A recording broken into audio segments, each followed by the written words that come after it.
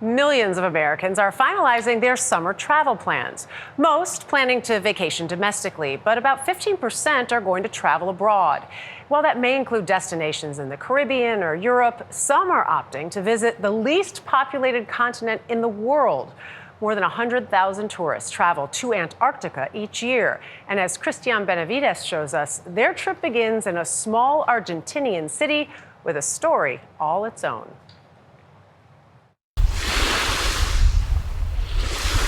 If you've ever wanted to get on a plane and just fly as far away as possible, head south and you'll land here, Ushuaia, Argentina, nicknamed the end of the world. Located in the southernmost tip of South America, it takes about 2 days and multiple layovers to get here from just about anywhere in the US. A round trip is about $1,500. Why should someone come here if it takes so long to get here? Because the city has the magic of the end of the world. Maximiliano Garcia was born and raised in Ushuaia. He now serves as the city's subsecretary of tourism.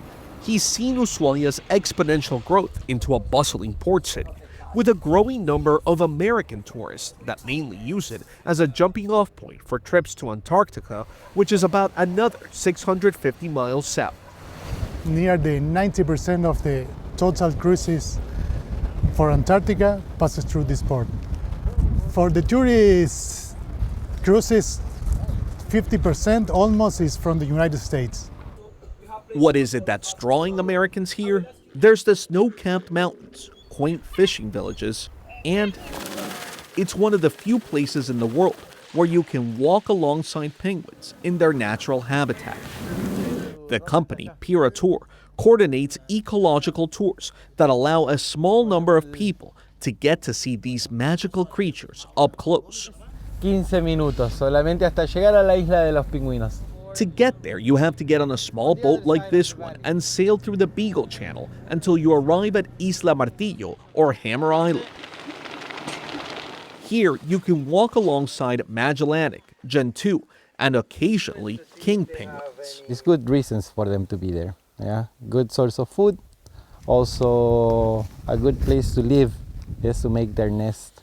Over here we are. Pablo Aro has been a tour guide here for 10 years, carefully guiding people through the island so as to not interfere with the penguins' habitat.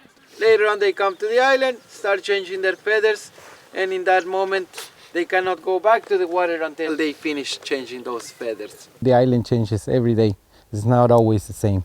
Sea lions came to visit us today. The day we visited in early March, there was a raft of sea lions taking a break. Behind them, the stunning mountain range that surrounds the tiny island, the large colony of penguins nearby. We have a very big group over here of Magellanic penguins. Remember that they have black beaks. In the back, we are able to see Gentoo penguins. Currently, there are about 10,000 penguins on the island, but the majority of them are migratory. Only 160 live here year-round. The Magellanic penguin only lives here to nest from September to the end of March before heading north. Gentoo penguins live here year-round. They are known for their unique waddle. While Magellanic penguins waddle with their wings down, Gentoo penguins spread their wings back, like this. A lot of people cry as when they reach the island. They just conquer a life goal. There is street art featuring the penguins around this city of 80,000 residents, which saw 500,000 tourists last year. Ushuaia has a unique history. It's on an island between South America and Antarctica.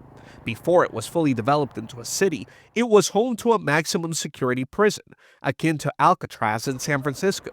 The thinking was, even if prisoners escaped, there was nowhere but the icy waters off Patagonia for them to go. It was for the worst of the worst prisoners. Yeah, the most dangerous criminals in Argentina. The prisoners would be transported by a steam engine train from the prison to work sites, where they helped to build the city's roads and infrastructure. Lucas Perron is a spokesperson for the train. Our train is a touristic train that recreates the old convicts train history of Ushuaia. Today, Ushuaia still runs a steam engine train through the same route. It takes people into the Tierra del Fuego National Park. Well, the southernmost train in the world, And we are one of the few steam trains that works every day of the year in the world. At the height of its tourist season, about 1,000 passengers take the 6-mile, 50-minute train ride each day. Once you arrive inside the park, you'll find the end of the Pan American Highway, which runs from Alaska all the way down to Ushuaia. You'll also find this metal shack, the southernmost post office in the world. It's where we met Bob and Allison Davidson from Virginia. How far south are we? We are about as far south as you can go and not freeze to death. They were exploring the Patagonia region of Chile and Argentina and stopped by to mail a letter home. Just 2 postcards. Carlos Di Lorenzo started the post office as a tourist attraction over 30 years ago. He says you can mail a letter anywhere. People from all over the world make the trek to get their passport stamped and mail a letter. So just for reference, a postcard from here to New York takes about 2 weeks to arrive. The longest it takes is about 35 days. But just like any other post office, sometimes just gets lost in the mail. We wanted to test just how long it would take. We sent this postcard back to New York, a small token to remember this unique landscape at the end of the world. For CBS Saturday Morning, Cristian Benavides, Ushuaia, Argentina. Great story, Christian. Yeah. And an update on that mail. So Christian mailed one to himself in Florida. He Right. got that one. Right. We are still waiting for our postcard here Hopefully it comes. Hopefully it at comes. CBS News. I want to go there. I mean, so beautiful. And those It really penguins. is. I can understand why people would cry the moment they see that. Just write it down on the list. Another of- one on the list. Another one. Another one. We just can never not be here. Yes. It's too hard to go. Yeah.